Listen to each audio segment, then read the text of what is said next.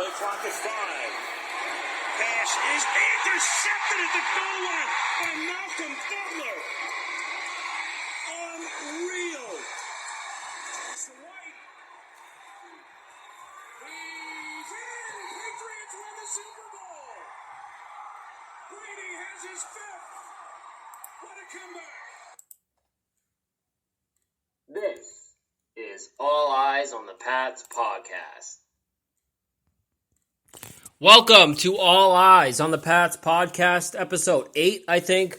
I'm your host, Steve Atkinson. Got a full show tonight talking everything New England Patriots. In the off-season, we are pretty much, I wanted to say, about 6 weeks left of the NFL till the NFL draft.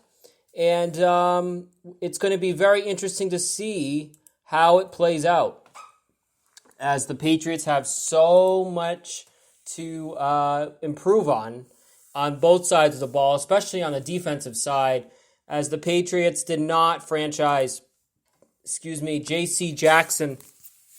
They will have to find another number one cornerback in the draft and try to develop him.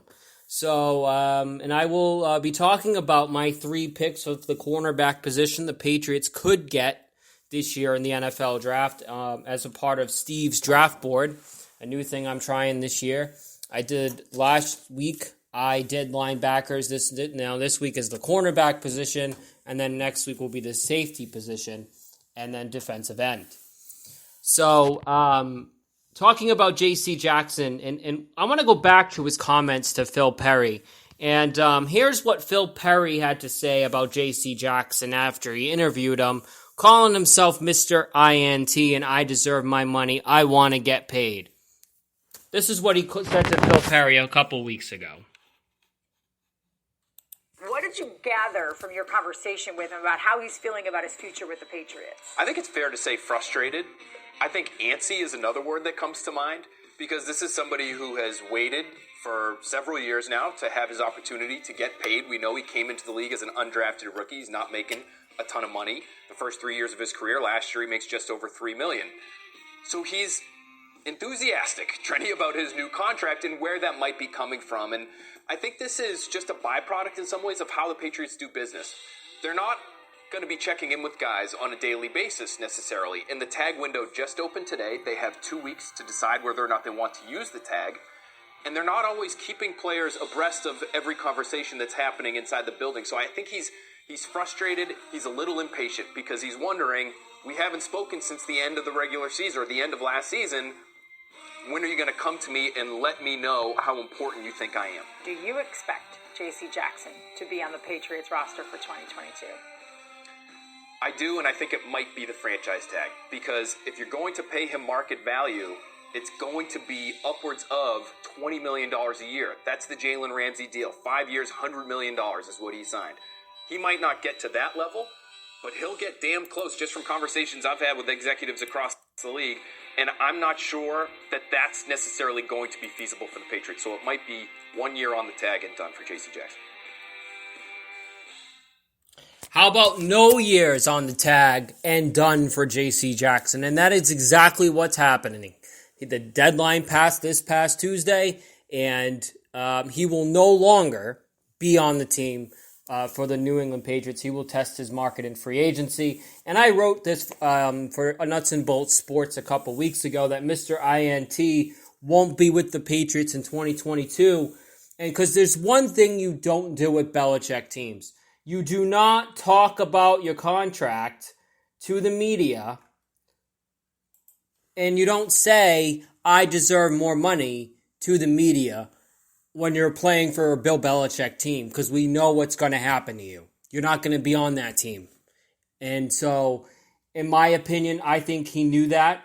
I think he knew if he ever opened up his mouth that they would probably say, okay, well, you're not going to be on this team anymore, so we're not going to franchise you for $17 million. We're going to cut you, release you, and move our money elsewhere. And that's what I think is happening now. I mean, when you look at the defensive side of the ball and you look at last season, like I've said a couple weeks ago when we were talking about J.C. Jackson, he He quit against the Buffalo game. That defense quit. He quit. Mr. INT quit in that wild card game. He let down Mac Jones. He let down he got burned by Stephon Diggs. He's not a number one corner. He's not. He's not a Gilmore. He's not a Revis. He's not a Ty Law. But where do the Patriots go from here? Because when you look at it, and I said this a couple weeks ago, I think too, that after Ty Law, they had Asante Samuel. And then I think they had someone else, and then they had Revis, and then they had Gilmore, and then they had J.C. Jackson. Now who do you have? You have Jonathan Jones. You don't really have that number one corner. You don't have a backup plan like you used to have, like Belichick used to have. He doesn't have that backup plan right now. He has Jalen Mills, Jonathan Jones. We don't know where McCourty's going. Kyle Van Noy is gone. So we don't know. The cornerback position is up in the air, but they're going to have to draft a cornerback. And I will get into the cornerback position of the draft a little bit later. So I'm going to switch gears, and I'm going to talk about the trade yesterday. Russell Wilson was traded to the Denver Broncos by the Seattle Seahawks, I should say, for a bunch of first-round picks. And I was listening to Felger and Maz yesterday, and they said something that I wouldn't have done, and I've said this numerous times that I wouldn't have done. They asked the question if the Patriots called in on Russell Wilson, and the answer would be no, because they said money issue, and that's true. But they said they would have traded Mac Jones and first-round picks to the Seahawks for Russell Wilson. They also said they would trade Mac Jones to the Packers in first-round picks for Aaron Rodgers. And I say no to both. Because, and I've said this numerous times, and I wrote about it, this team isn't drafting a first-round quarterback and then trading him. They're not doing it. Because if that was the case, they wouldn't have got Mac Jones last year. They would have gotten a Davis Mills or somebody in this later rounds. They would have gone defense. Robert Kraft told Bill to draft Mac in the first round. Okay? That's my opinion, but it's probably a fact. That's what he did, right? So he could have a quarterback. So now you go 10-8 with Mac Jones after going 7-9 with Cam Newton, and you're going to trade him for a 33-year-old Russell Wilson or a 38-year-old Aaron Rodgers who can't win in the playoffs, who is a choke artist and can't win when it matters the most. No. I don't care how many years Russell Wilson has left. You had the greatest quarterback of all time for 20 years, and you kicked him out the door. It's too late now to go back and say, oh, now we want a franchise quarterback. Too fucking late now. You had the fucking guy for 20 years. You could have just fucking kept him instead of kicking him out the door, and he signs with suckbag Tampa, wins him a Super Bowl, and his coach is ungrateful for it. You could have kept him. Instead, you said, no, we're done. We're going to go with Cam Newton, and then we're going to reset the quarterback position, and then we're going to go back, and we're going to go get a veteran quarterback, a Russell Wilson, a Deshaun Watson, or Aaron Rodgers, and then reassess this 5 years later. What sense does that make? What sense does that make? It makes no sense. Because you should have just kept the one you fucking had. Because you would have kept winning. You would have kept winning if you just kept the one you had. You're not going to win as much with Russell Wilson. You're not. Or Aaron Rodgers. He can't win for shit. He has one Super Bowl. I'm not trading Mac Jones, period. I'm not doing it. Because you had the guy for 20 years. And you kicked him out. You kicked him out. So why go back? It makes no sense. I wouldn't do it. I don't know why the media's around here would do it. It doesn't make sense to me when you had the guy. So, I wouldn't even trade it for Jimmy Garoppolo. I wouldn't. But when you look at the AFC and the quarterbacks, and you look at the teams in the AFC, I want to rank the teams on who's on the top. Where do the Patriots rank in the AFC right now? After that trade yesterday. So I put Kansas City 1, right? I put Buffalo 2nd. Denver 3rd. Cincinnati 4. I would say Tennessee 5, Patriots 6, Chargers 7, Ravens 8, Raiders 9, maybe 10, the Browns. And now the Colts just traded Carson Wentz to the Washington Commanders, so who knows about their situation at quarterback if they get Jimmy Garoppolo or someone else. But Denver's 3. Denver's the 3rd best team, I think, in the AFC. Their division is Derek Carr, Russell Wilson, Patrick Mahomes, Justin Herbert. It's a good division. You have someone that can compete with Patrick Mahomes and Russell Wilson. That's awesome. That's great. Denver. The Patriots have beaten the Chargers. They could beat the Raiders. Can they beat Buffalo? If they improve the team, if the Patriots get a Jamar Chase or Amari Cooper, which I don't think they're going to get Amari Cooper. I really don't. I don't see it. I think they're going to get... They've done extensive, according to Mike Giardi today, they've done extensive research on wide receivers.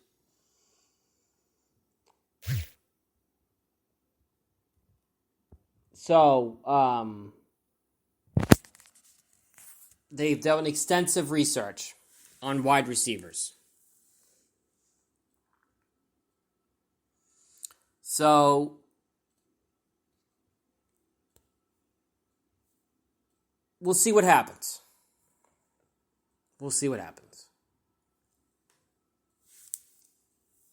But they need a receiver for Mac Jones. They need a receiver for Mac.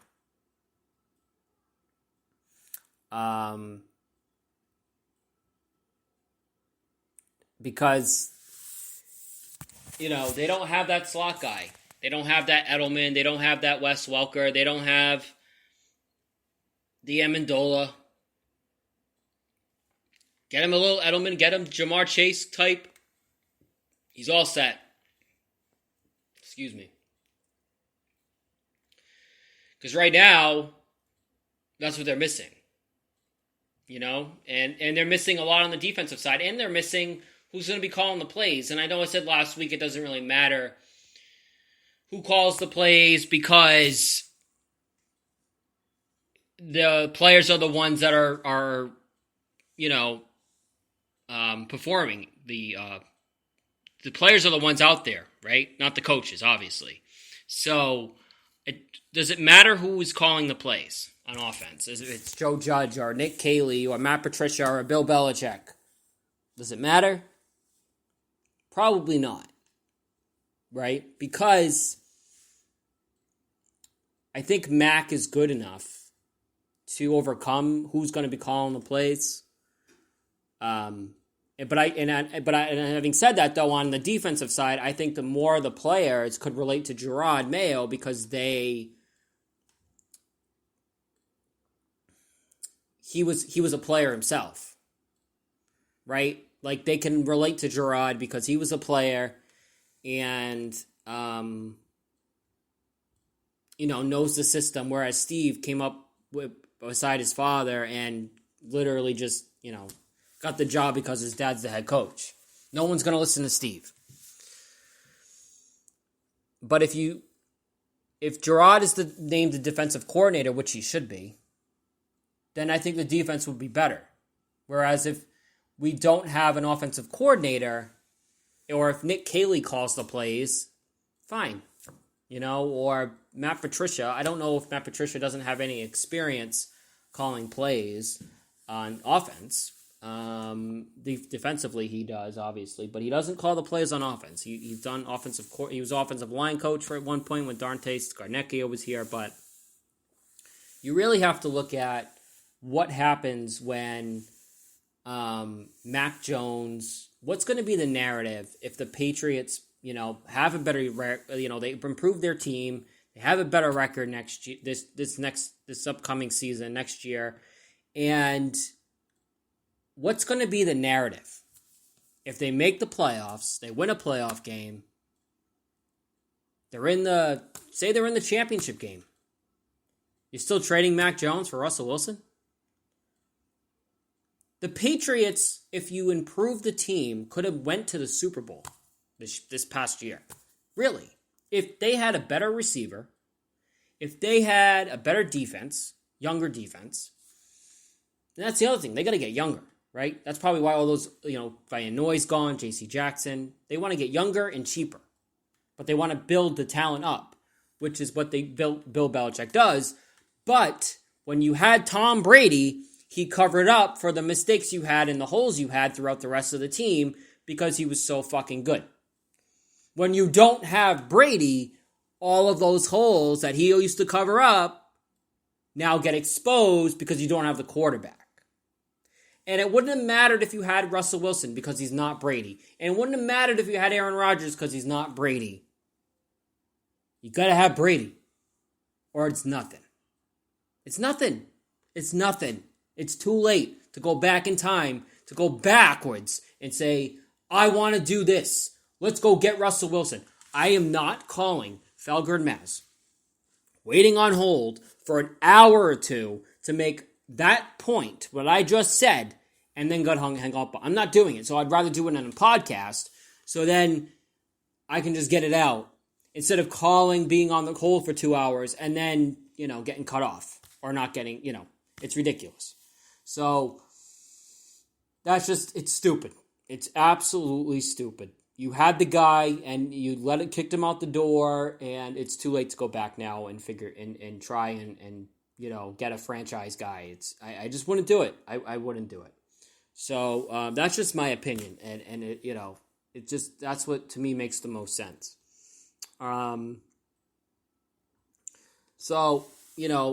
But Denver has gotten better with Russell Wilson, obviously. But the AFC quarterback-wise, you have Patrick Mahomes with Kansas City, you have Josh Allen, now Russell Wilson, Joe Burrow, Justin Herbert, Derek Carr, Lamar Jackson, Baker Mayfield. You don't know who the Colts quarterback is. Maybe Jimmy Garoppolo. Well, Mac Jones is better, I think, than Garoppolo. He's probably better than Derek Carr. He's better than... I'd rather have Mac Jones than Lamar Jackson. I'd rather have Mac Jones than Baker Mayfield. And then when you get to the Bengals, the Denver Broncos, Buffalo, and Kansas City, it's a coin flip. Because at this moment, Joe Burrow is ahead of Mac Jones. At this moment. He's ahead. So, but if the Patriots beat Cincinnati next year, and they have a better record, and they have a better team than the Bengals, well, then they move ahead of Cincinnati. If they go into Buffalo and they split with Buffalo in the season series, they beat Buffalo in Buffalo, they lose to them in New England, whatever, that's good. The Patriots are a top 10 team in the AFC. Mac Jones is not a weak arm in the second year. That is the most. I heard that take today on Toucher and Rich, Fred Toucher. Mac Jones with a rookie, a weak arm in his second year. Like, how do you know he has a weak arm? How do you know that? The guy went 10-8. If you count the playoff loss, he went 10-8 in his first season. with no legit number one receiver. Kendrick Bourne, he had a number one good tight end. How are you going to say he has a weak arm? You could have said last year Joe Burrow had a weak arm before he got hurt and before he had Jamar Chase. Yeah, Joe Burrow has a weak arm too. Like, what the fuck? It doesn't make any sense. It makes no sense to me. Give the guy a chance. He's a first-round pick. TB12 was a sixth-round pick, and no one gave him a shot. I'm not saying he's going to be TB12 because he's not. No one's going to be Brady. But you got to give him a shot. You got to give him a chance. You can't just say, let's trade him for first-round picks. And then he goes and gets and is a franchise quarterback for another team while you're with Russell Wilson, and then you have to reset in 5 years while Mac Jones is playing on another team winning Super Bowls. And you could have had that. How stupid can you be? It's fucking stupid. It's bullshit is what it is. Trade Mac Jones. Give me a break. Seriously? Seriously. Pisses me off. It really does. So, it's not going to happen. So, all right, I'm going to switch gears. And I'm going to talk about the cornerbacks the Patriots could draft. And I'm going to try and pronounce these names correctly. If I can't, bear with me. First one is Kiara Elam. Sorry if I pronounced that wrong. His strengths: he tracks the ball well in the air.